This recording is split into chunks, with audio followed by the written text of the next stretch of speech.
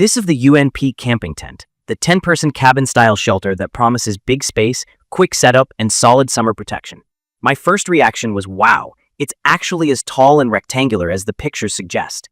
The walls feel nearly vertical, the footprint is a true 18 by 9 feet, and the peak height at 78 inches means I can stand, stretch, and move around without hunching. That alone changes the vibe from camping shelter to portable room.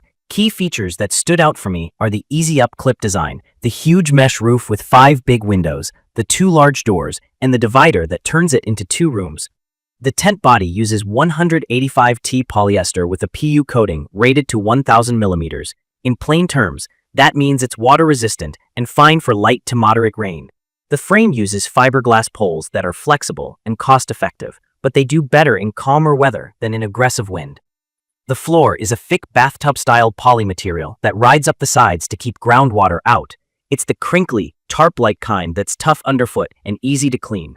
From my experience, setup is simple. The poles are shock-corded, color-coded, and the ends sit in little sleeves at the base, so they don't pop out while you bend them into place. I clip the body on with J-hooks as I raise the skeleton, then throw the rainfly over the top and attach the guy lines. 2 people can get this up in about 8 to 10 minutes without drama. Doing it solo is possible, but tossing the fly over that tall roof is easier with a second set of hands or a small step stool. I like that the carry bag is oversized. There's breathing room when it's time to pack, and I don't need to roll it to factory precision to make it fit. Living in it is where this tent earns its keep. With the fly-off, the entire roof is mesh, so heat vents out naturally, and you get a panoramic view of the sky. At night, stargazing is fantastic. With the fly-on, airflow is still strong because the windows are large on 3 sides and each door has a mesh panel. Condensation has been minimal for me, helped by that chimney effect of warm air rising and escaping. The interior is big enough for 3 queen air mattresses, though you'll give up most of the walking space if you do that. I prefer 1 queen and a couple of cots with a small camp table. The divider creates 2 legit rooms, great for privacy with kids or friends. I've also used the divider as a screen to project a movie, which works surprisingly well in low light. In light rain, the fly sheds water well and I stayed dry. In a steady overnight shower, the tent handled it fine as long as the fly was taut and the guy lines were staked at good angles. In my opinion, the 1,000 millimeter coating sets the expectation. This is built for fair to moderate weather. If a big storm rolls in with heavy, wind-driven rain, you're going to be pushing the limits. I pre-sealed a few seams on the body near high stress points with aftermarket seam sealer, and that added a little extra peace of mind. I also run a ground tarp that's just smaller than the floor to protect the base and avoid channeling water under the tent.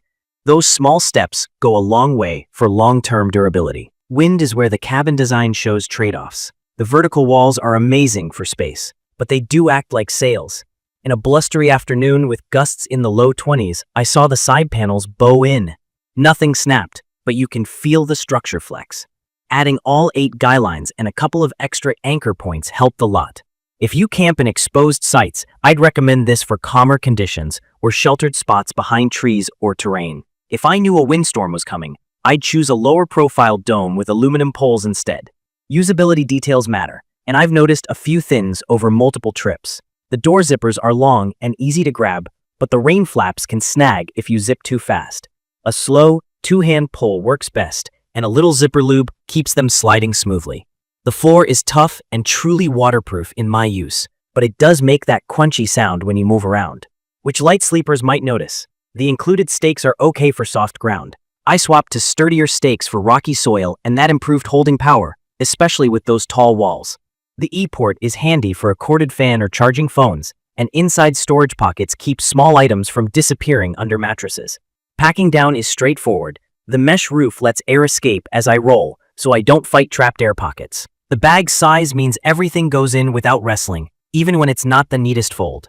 The overall weight is about 21 pounds, so I treat it as a car camping tent, not something I'd carry far. The freestanding design makes it easy to reposition before staking, which is helpful for dialing in the perfect spot. It's perfect for families, festival weekends, or any trip where comfort and space matter more than shaving ounces or battling severe weather. The near vertical walls and standing height make changing clothes, organizing gear, and just hanging out way more comfortable than most tents in this price range. The ventilation is excellent for warm nights, and the 2-room option gives real flexibility.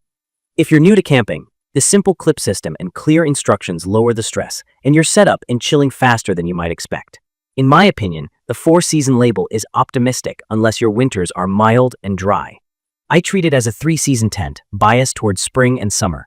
For rain, it's dependable with smart setup and guying, and for wind, it's manageable in moderate conditions with full staking.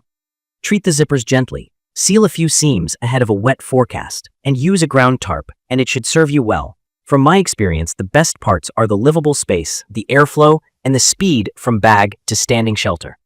The compromises are typical for a big cabin tent: less wind efficiency, zippers that need care, and a rainfly that takes 2 people to place comfortably.